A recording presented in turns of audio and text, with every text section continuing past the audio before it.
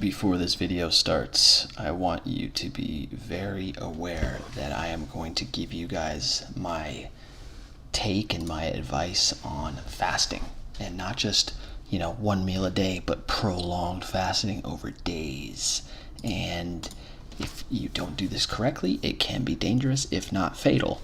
If you do this correctly, though, it'll be just fine, and you'll do wonders for your body. And with that, let me be very clear. I do not do dry fasts. I do water fasts. A dry fast would be literally nothing. No water, nothing. I definitely don't do that. That is super dangerous. Dehydration can kill you. I do what is called a water fast. So literally, I'm drinking a gallon, if not 4 liters of water every day. I put salts in there because you need electrolytes. You absolutely need electrolytes, and my video will go over that. But if you're thinking about fasting, listen to this whole video, and please, get a doctor's help if you want to talk to your doctor about it, but do not do a dry fast. Do a water fast, and make sure you take in your salts, as this video will describe. Okay, don't get yourself killed. Here comes the video. Welcome back to another video. As you know, if you haven't subscribed and smashed the like button, please do, so we can help game that YouTube algorithm, which suppresses content like this in favor of mainstream lies. People were commenting on the fact that my comment in my previous video about me being on a fast was inspiring, so thought I'd do a video on why I fast, the benefits of fasting, and also my fasting stack, if you will, supplements and whatnot. First of all, as of right now, it is 4 o'clock p.m. That would be, 1600 hours, or 16 o'clock in Europe by those standards. And that means that I will be at 92 hours fasted right now. So at 8 o'clock tonight, it will have been a full 96 hours or 4 days since the last time I ate food. And, I do want to be clear that I do drink water, at least a gallon a day, which is I think 1.5 liters. It's a lot of water. And there's other essential things that I take that are they're required if you're going to fast. We'll get into that in a bit. A little bit about why I fast. And, you can Google or search for benefits of fasting, and a lot of these will just be the same kind of thing. And I won't take too much time on this. Yes, fasting helps with weight loss. I'm trying to burn body fat. My abs need to be much more shredded than they currently are. So that's definitely one of the reasons. Vanity. Insulin sensitivity. Yeah, I kind of don't care so much. I think this is really better for someone who's much heavier or overweight. This isn't really that important to me. Speeds up the metabolism, obviously. This one is a big one. Longevity, living life. Apparently, fasting induces something called autophagy. Let's see if that is actually in this.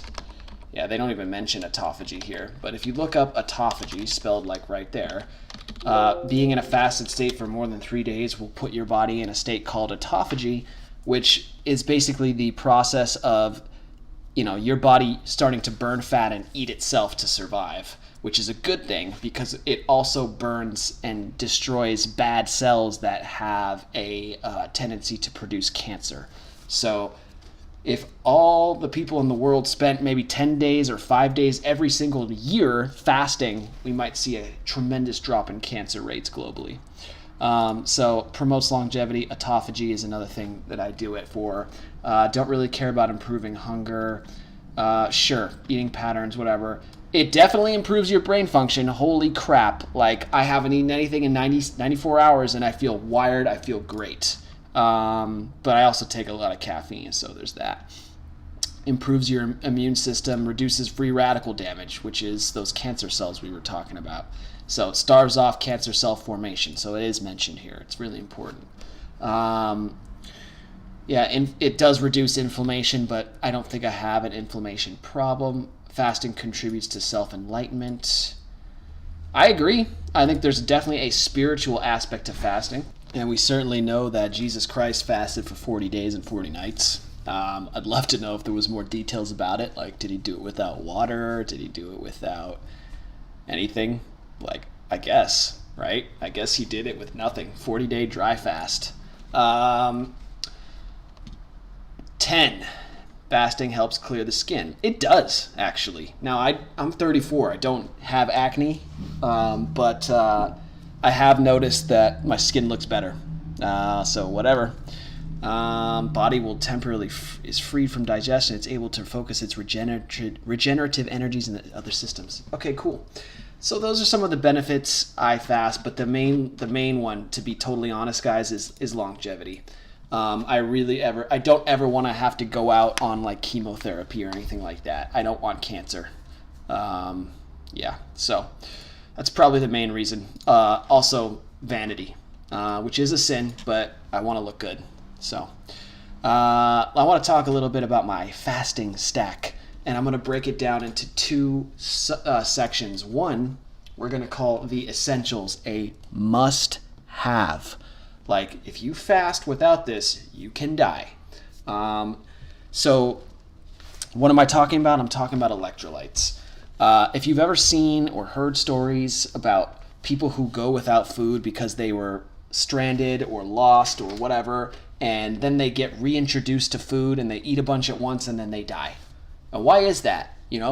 Why did the food kill them? It's because they had a lack of electrolytes for so long that all that salt and all that potassium literally just destroyed them. Their body could not process the amount of electrolytes it was getting when they started eating again. So they'll usually like take a person who's lost in the forest for 2 weeks and like slowly refeed them to make sure they don't die from eating. Now, the way, of course, to not do that is to just take electrolytes consistently as you fast. And I'm not talking about anything crazy here. Here's what I use. This is the most important thing you could get, in my opinion. And it comes in so many different brands. You can order it online or just get it at the grocery store. It's super common. It's called pink Himalayan salt. So you basically get everything you need in this, but I also like to use a couple others and mix and match. This, if you're going to just get one source of electrolytes during your fast, this would be it. This is literally the brand I use. And I think I've had one of these other ones too. It's pretty common stuff. So pink Himalayan salt, let's just check out the benefits. It has, I believe, not only sodium because it's salt, but it also has potassium and magnesium right here. See? See, salt, regular salt is almost only sodium chloride, which is sodium, salt. And Himalayan salt is less sodium, but also has magnesium and has a little bit of potassium too. But I also use another potassium supplement, and it's called No-Salt. It's a brand. It's this stuff right here. It is sodium-free. It is potassium chloride instead of sodium chloride. Tastes the same, but it's potassium. So I mix and match this with my pink Himalayan salt, and I also just have regular old-fashioned salt. This shit. So whether you do pink Himalayan salt and the no salt or this Morton salt and the no salt, you'd be fine. But they all will have a little bit of magnesium in it. You don't need to supplement magnesium, but if you really want, you can buy magnesium supplements. I don't use them, but yeah, you can get something like this. Like I'd go with this, for example. I put salt in my water in the morning. I put salt in my coffee at 10 o'clock. And I also put a little bit of salt at night. And not only does this keep you alive, but it keeps you from dying when you eat a steak after a long fast. Like I'm going to probably go till Saturday night, if not maybe even Sunday night, and go a full 7 days. But I'm going to eat a juicy 1 pound steak, and I'm not going to die from it. It's going to taste great. But magnesium, potassium, sodium are your best friends during a fast, and they will also reduce the effects of a keto flu. You're going to go into ketosis, whether you think you don't realize it, but you're going to be on a keto diet because you're not eating at all. And this is the kind of stuff you can experience in a keto flu. But you won't have a problem with it if you just do this part right here, increase salt and electrolytes. It makes all this go away.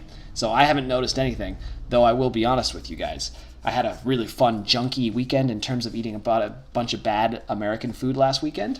And so even after 94 hours of not eating, I'm still not in ketosis. And I know this because I use these ketosis test strips to actually test when my body is finally switched into burning its own fat for fuel.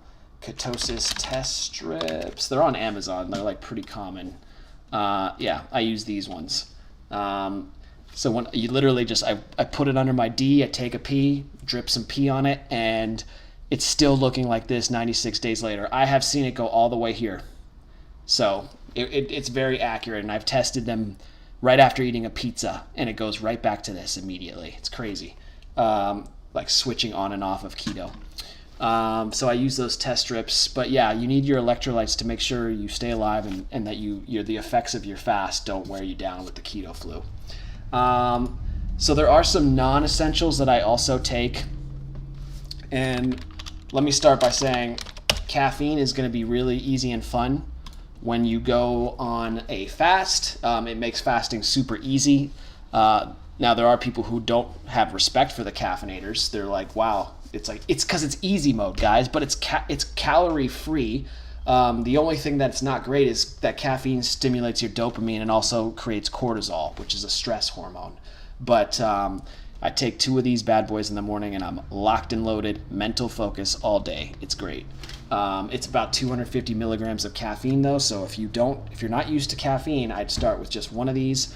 And honestly, caffeine is optional, but I like caffeine for fasting. I like caffeine in general. I'm a caffeine junkie. So I take 1 of these or 2 of these. This is the brand I use, but you can take any of them. Here's what's in it. So like 2 capsules, 250 milligrams of caffeine, and then this other stuff, no calories. The other stuff that I take is good old-fashioned vitamin D3. Now the best way to get vitamin D, take this stuff right here, is to just go out in the sun for 15 minutes. And that's actually the best way for your body to absorb it. But I also take 1 of these every day. I'm still on this thing. 350 rapid release soft gels means this will last you all year long. Vitamin D is pretty self-explanatory. I probably don't need to explain more. I also take this shit, dude. So I had a friend turn me on to this, and it actually works. This picture is absolutely ridiculous. It is not a steroid. You are not going to look like this if you take this stuff. But a lot of guys who do take steroids, when they're not in a cycle, because steroids are so strong, you have to cycle off of them. They use this as a post-cycle therapy to help. I've never taken steroids. I don't know what post-cycle therapy is all about. You can look that up, but I do take this stuff regardless, and I kind of cycle on and off of it. Once the bottle's done, I take a few weeks off, then I get back on it. It's pretty ridiculous, guys. Like, I don't really notice anything in terms of muscle. All I notice is that I bang my girlfriend way harder. So yeah, I'll take it. It has nothing to do with fasting. I just like it. Let's just say that the testosterone releasing formula is definitely real. What else am I forgetting? You got the D3, the trigger, this stuff. I also just happen to use good old-fashioned instant coffee as my second caffeinated drink. Now, technically, even though I don't take a full spoonful, there could be like 1 or 2 calories in my instant coffee. It's not going to break a fast. I'm definitely still fasting, but yeah, good stuff. Good for you to know and be aware of if that's something you want to be doing. But yeah, basically, instant coffee helps with appetite suppressant, and I haven't had anything to eat in over 98 hours now. I am finishing this video at night. As you can hear, my voice has definitely dropped in volume. I'll try to raise it a little bit in the editor here. My girlfriend and my child are sleeping, but I wanted to conclude with the summary, and that is, I often will go into a water fast. I want you to be very, very careful. I am definitely drinking a gallon of water, which is about 4 liters of water a day, and I am absolutely taking in salts and other electrolytes to get those electrolytes. So like Himalayan salt or no salt, or even regular table salt in good quantities, like a tablespoon, throughout the whole day, just pour it into my water. I also take caffeine and some other optional stuff, but this is dangerous advice if you don't follow it perfectly, and that is, I am not dry fasting. A dry fast is when you do not take in anything, including water. I am definitely not telling you guys to do that. This is a water fast. We're staying hydrated this whole time while my body goes into ketosis and autophagy. Two amazingly healthy and cleansing processes as long as you're staying hydrated and electrolyted. Okay? That's it. Thanks for listening.